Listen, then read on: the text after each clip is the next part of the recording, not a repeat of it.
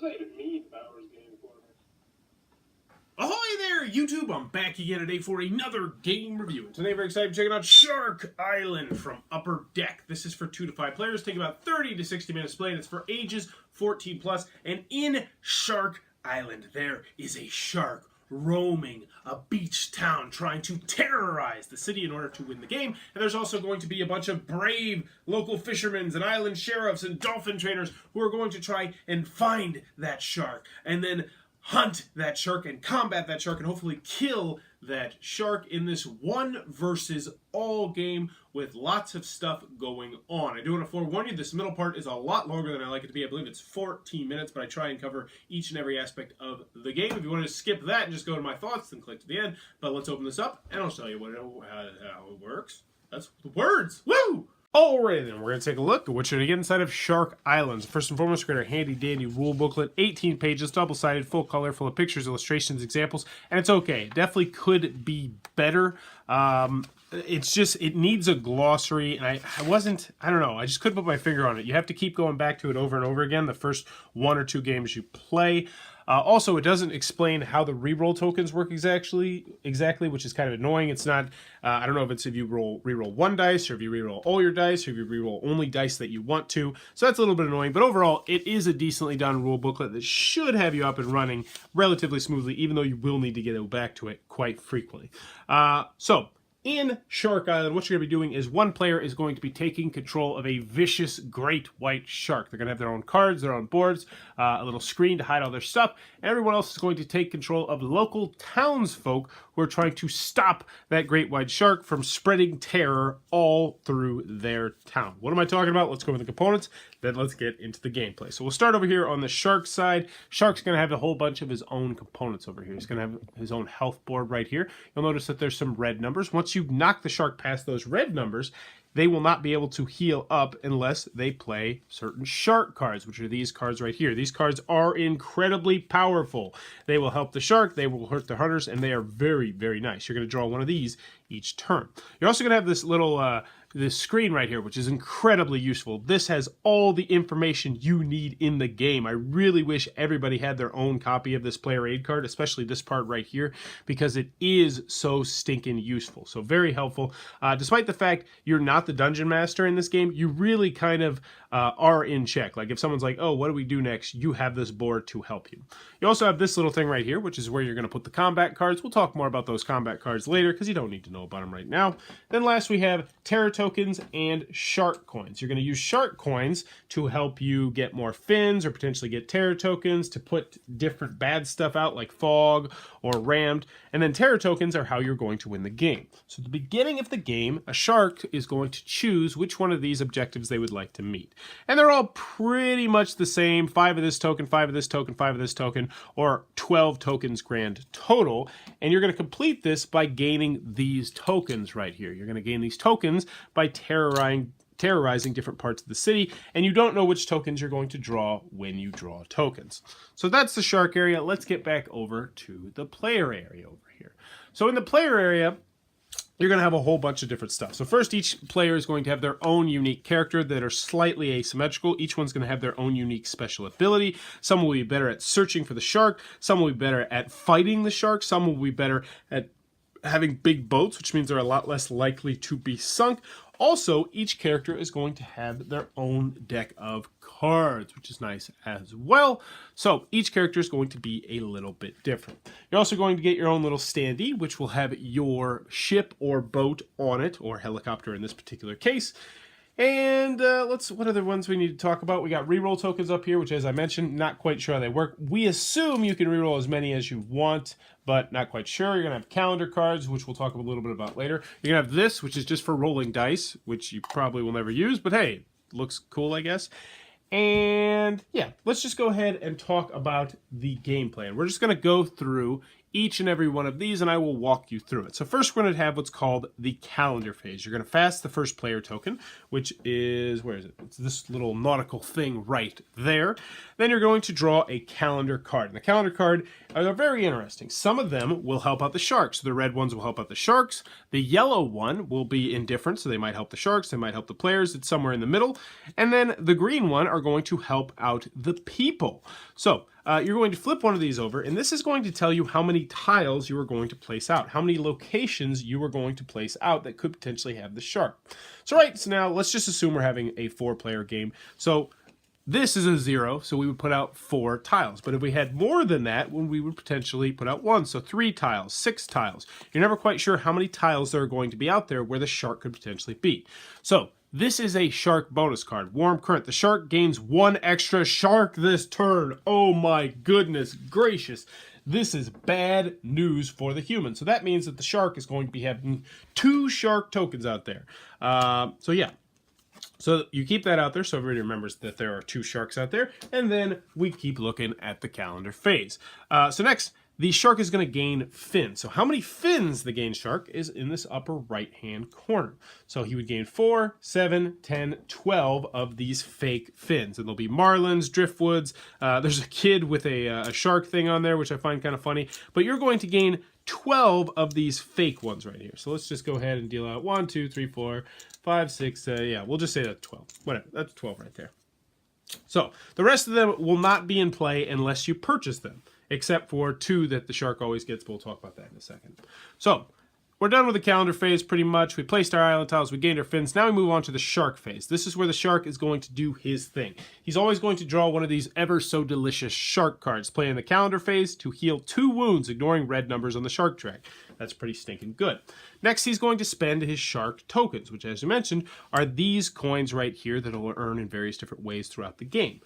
Let's talk about the ways he can spend his tokens. So first, he can gain extra shark fins, which will make it harder to find the sharks. In this particular instance, knowing that there's going to be 2 sharks out here, he might actually spend his shark coins to do that, because that is 2 sharks is really dangerous.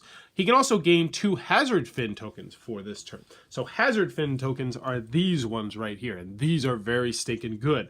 This one will immediately do damage to somebody's boat, and this one makes it harder to find the shark. So he actually might do that as well, because that would be a really great way to do it with 2 sharks out there. He can gain 1 shark skill card, which we talked about, are really good.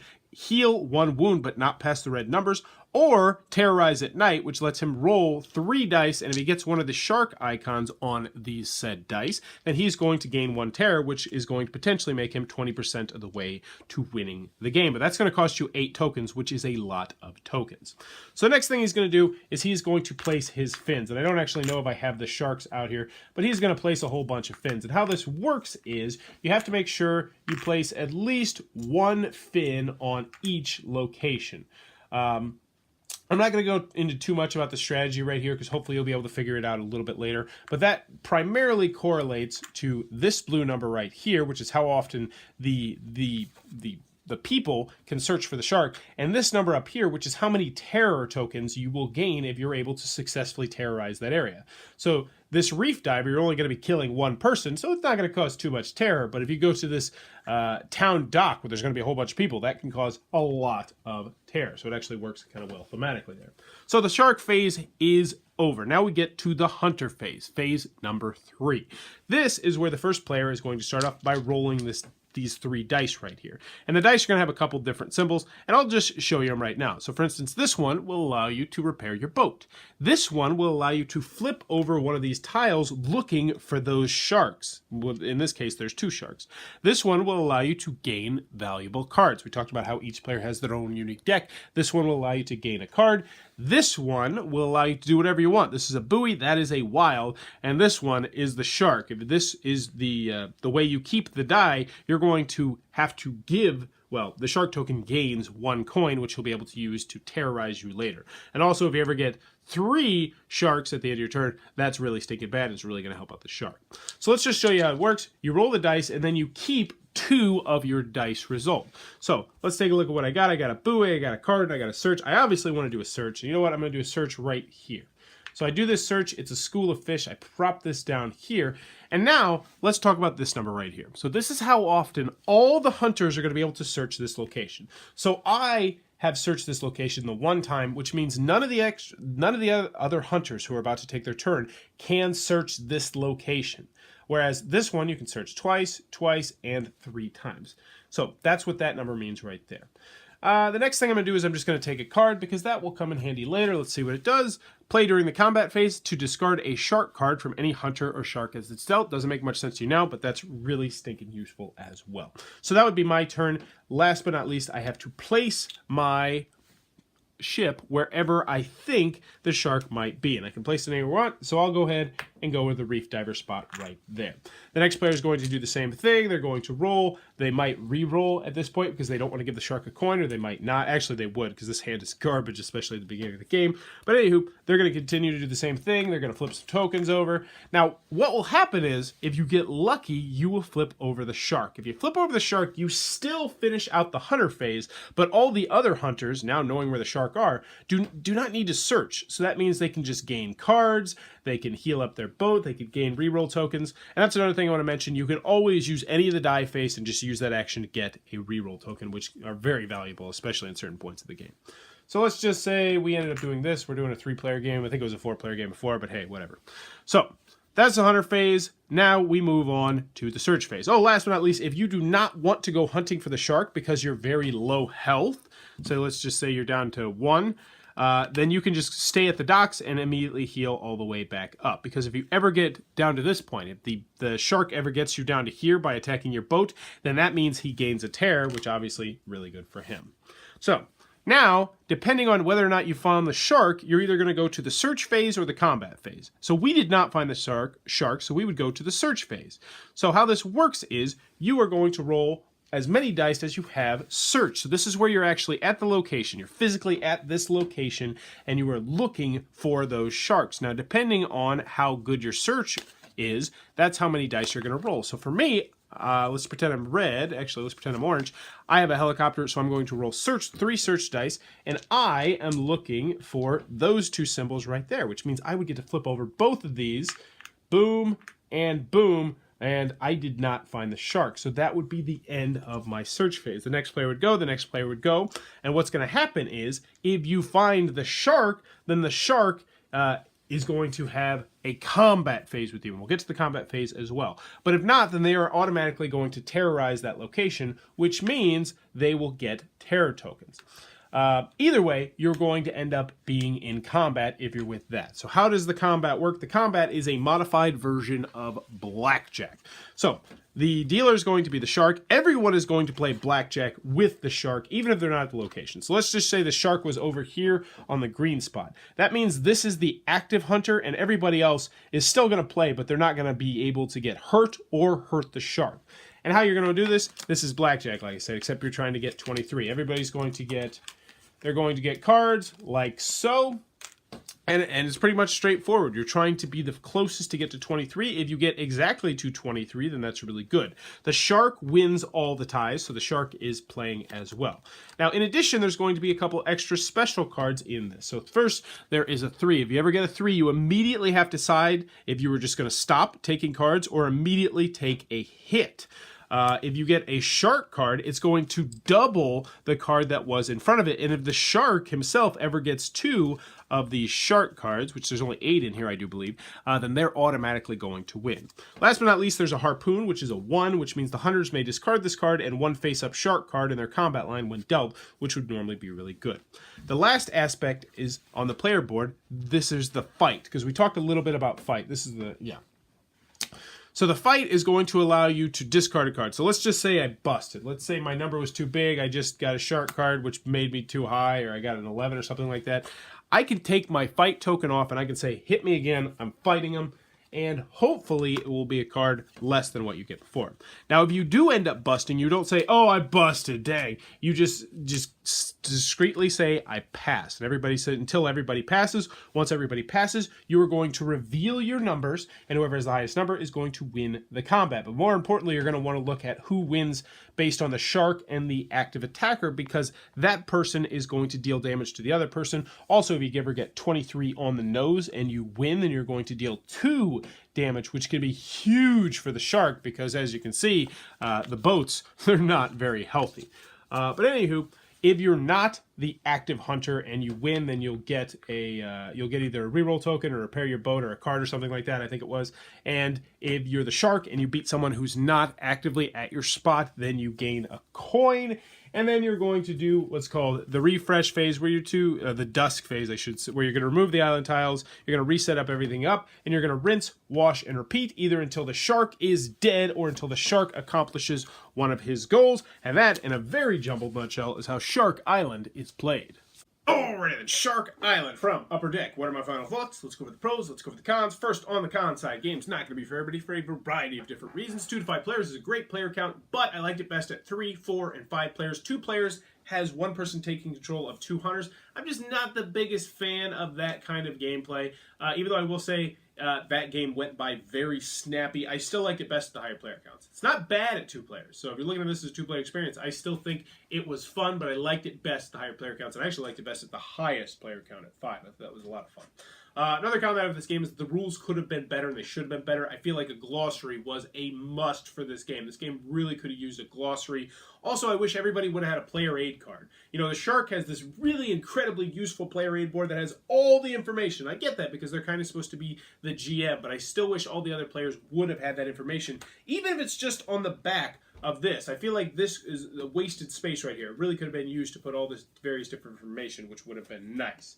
Another con that I have with this game is that a lot of people are not going to like the combat phase of this game, because everything in this game, and I'm going to tell you in the pros, works incredibly well thematically. It just drips and oozes with theme, but then you get to that combat phase and it's like, hey, Blackjack, except we're going to 23. And there's shark cards and harpoons and stuff. Yeah, it's a disconnecting moment in the game. And I actually had quite a few people say that they liked the game. They really liked the game, but they were not a fan of how the combat in this game worked. I personally didn't mind, even though I will say the combat phase goes a little bit longer than I would want it to, because everybody has fight tokens. They're going to be fighting different stuff, and they're going to be playing cards and doing different things like that. But it's still a pretty snappy phase overall. Any other cons that I have with this game? Just some little nitpicks. I wish they would have included, maybe another shark that you could play as. I think that would have given it a little bit more variety. But no, that's what I got. Moving on to the pros, I really like Shark Island. This is Jaws in a box. Don't let the name fool you. This is Jaws in a box. This game is dripping with theme, and I wholeheartedly recommend this game, and I like this game an awful stinking lot. And I think this game could potentially earn a Bowers Best Seal in the future with an expansion. So, what do I love about this game? So, first and foremost, the theme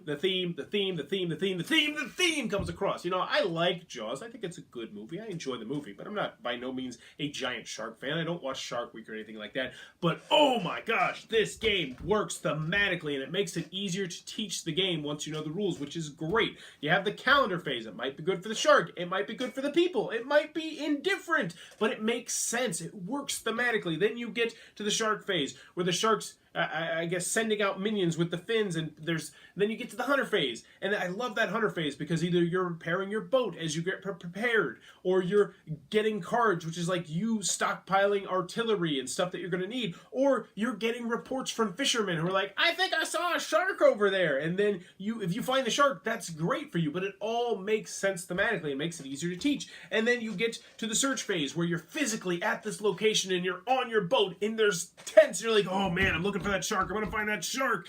And you're rolling the dice trying to find the shark, and it works. And then you get to the combat phase. The combat phase, as I mentioned, not so much thematically, but I still enjoy how it works with the Blackjack. I love the fact that everyone is involved during that combat phase. Even if you're not in that specific location, you're still involved, and you still have stuff riding because you don't want to give those shark coins to that shark because those are really powerful. At the same time, if you win, though, then you're going to be able to gain a card or a pair, which is very stinking valuable. I also love the cards in this game. Both the people cards, but more specifically those shark cards. Whoo, they can swing things on their head, especially if you play it at the right time, and I really liked how that works. Component-wise, I was a big fan of the components. Everything aside from the rules could have been better, but I mean, like, really, This is completely unnecessary, but still really stinking cool. I'm never going to use it for anything, but hey, I'm glad it's in there. The box insert works pretty well. I love the artwork in the game. You know, just overall, this is a great game. Wholeheartedly recommend this game. If you like one versus all games, if you're looking for a lighter game, because this is 30 minutes to an hour. And that's another thing. You know, that first game, and I mentioned this in the cons part, was rough and it was really stinking long. But then each game after that, especially now that I knew how to teach it, went by very snappy because, and that was one of the things that really kind of gave us a glimmer of hope when we played that first game was, you know, after the first couple rounds, which were really, really lengthy, we started busting out rounds in about 3 to 6 minutes. And that's about what you should have those rounds be at, because it's just like, all right, calendar phase, flip over the cards, see what we're going to do, play out this, then shark phase, oh, we're putting all these fins down, hunter phase, roll those dice, find the shark, oh, combat phase, blackjack, pass, you know, and it goes by quickly, which I do like once you know what you're doing. It's actually pretty easy to learn and to teach aside from that first game. So overall, Shark Island, really enjoy this game. If you can get past that first rough game, or you can just, if somebody knows how to play it and just teach you, I think you are really going to stink and enjoy this game, especially if you like one versus all, if you like cooperative games where you're trying to take down that big bad shark. And that's another thing. Oh, I love it at 5 players where the shark just has the full health and he's getting all those coins because you're rolling all those dice. And you're like, oh no, I don't have any reroll tokens, so he gets the 2 coins. I like it a lot. Can't wait to play it. It's going to be played again. Even after, you know, this is one of those games that I just like it. I like it a lot. Shark Island. Upper Deck. Check this one out. A lot of fun. If you enjoyed this review, please be sure to click on that subscribe button down below and in the comments below. Let me know. How would you fight a shark right now? For me personally, oh man, this is rough. This is real rough. I would probably grab this pen and try to stab him in the eye, I guess. Yeah, I don't think I have anything else really to help me. Yeah, pen to the eye. Stabbing the pen in the eye, I'm probably dead. Hopefully you have something better around you to fight off a shark. Let me know in the comments below. And as always, thanks for your time, YouTube.